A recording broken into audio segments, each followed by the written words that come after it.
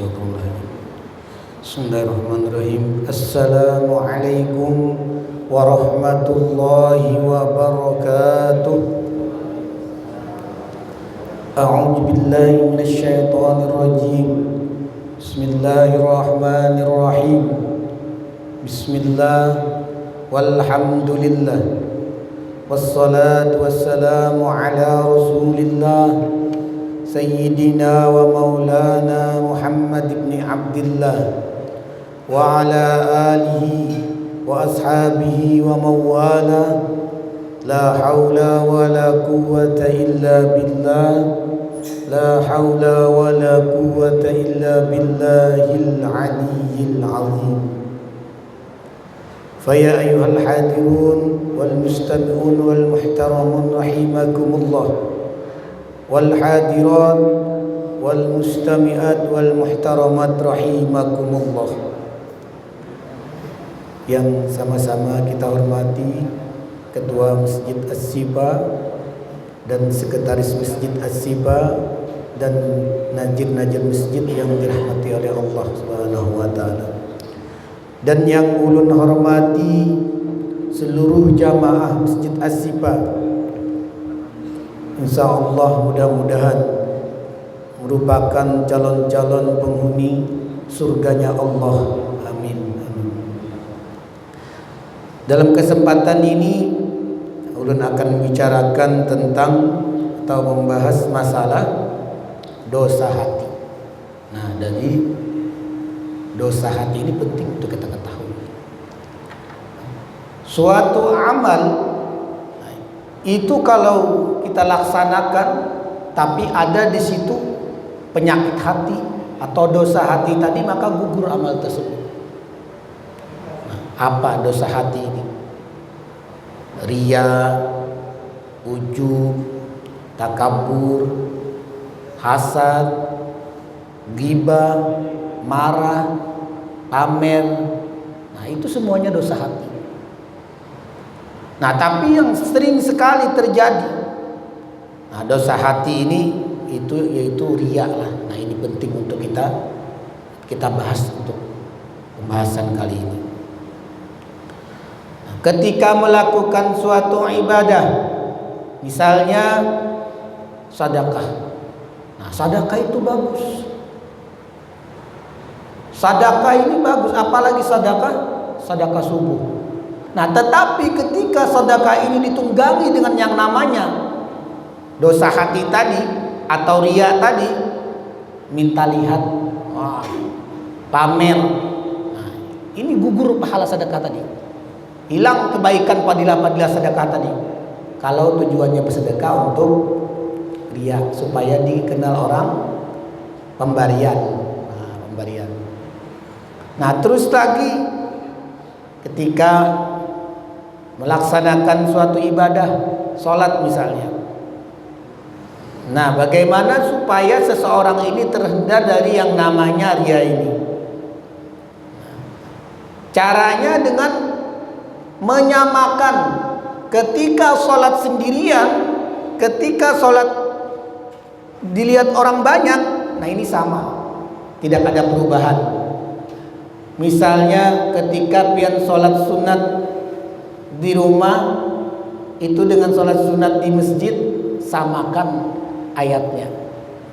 Nah, kalau orang manggiya ini beda. Ketika dia sholat di rumah itu ayatnya pendek, ayatnya qul huwallahu ahad. Di rumah kita melihat.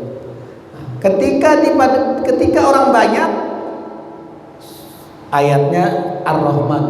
Nah, supaya kelihatan hafiznya toh. Nah, ini mudah mana membedakannya. Jadi bagaimana caranya untuk melatih diri kita supaya tidak riya ini? Salah satunya menyamakan bacaan tadi. Baik orang haratan sendirian kita atau haratan banyak, samakan aja ayatnya. Bila hendak ar-Rahman sampai ke rumah ar-Rahman. Kawalah duluan. Namun kada ya santai-santai aja. Nah, bahaya riya ini ditakutkan. Ini bahaya riya ini termasuk dalam syirik khafi. Nah, kan syirik ini ada dua macam, syirik jali dan syirik khafi. Syirik jali ini syirik nampak, kayak menyembah berhala tuh dulu lah. Nah, syirik hapi ini yang bahaya. Syirik hapi ini syirik yang tidak kelihatan. Itu syirik ria tadi. Nah ini, jadi kayak apa caranya supaya ria ini bisa kita hindari. Nah misalnya ketika kita sholat tadi, supaya tidak ria, kita perbaiki hati kita, keikhlasan kita. Nah, atau dalam dikenal itu istilahnya tuh ihsan kita itu diperbaiki. Ihsan kita itu hati kita. Nah, kayak apa memperbaiki hati kita ketika sholat?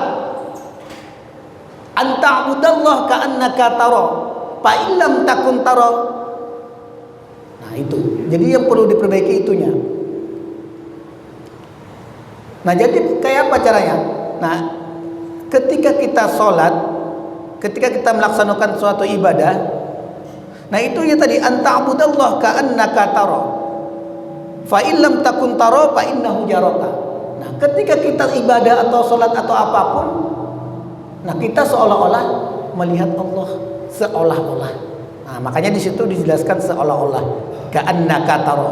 Nah, fa illam takun tara, ketika kita tidak mampu keimanan kita tadi untuk melihat seolah-olah tadi, lalu kita yakin bahwa kita fa innahu taraka, kita dilihat oleh Tuhan, dilihat oleh Allah. Nah, kalau itu bisa kita aplikasikan dalam suatu ibadah, maka akan timbul merasa diawasi, lalu ikhlas. Nah, karena ikhlas ini yang mampu mengusir yang namanya penyakit hati atau riya tadi, atau dosa hati. Karena dosa hati ini sangat berbahaya sekali.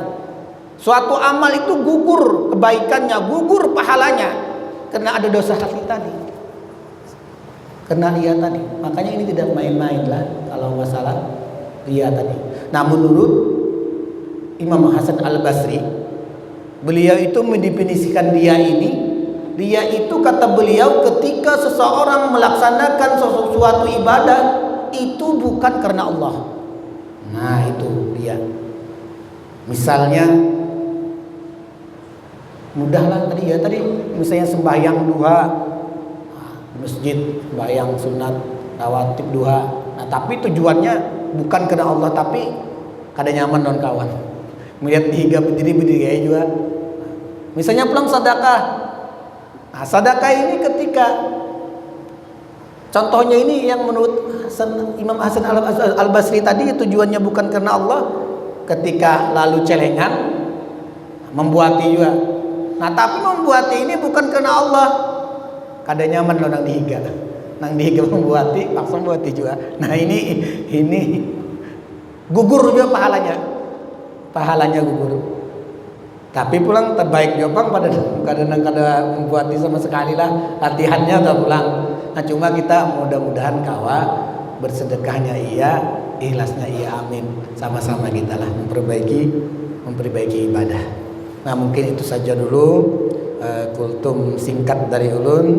Mudah-mudahan kita mendapatkan barokah, manfaat dan ilmu dari semua ini, dan mampu, yang paling penting tujuan dari ilmu itu adalah mampu mengamalkan ilmu. Nah ini, amin ya rabbal alamin.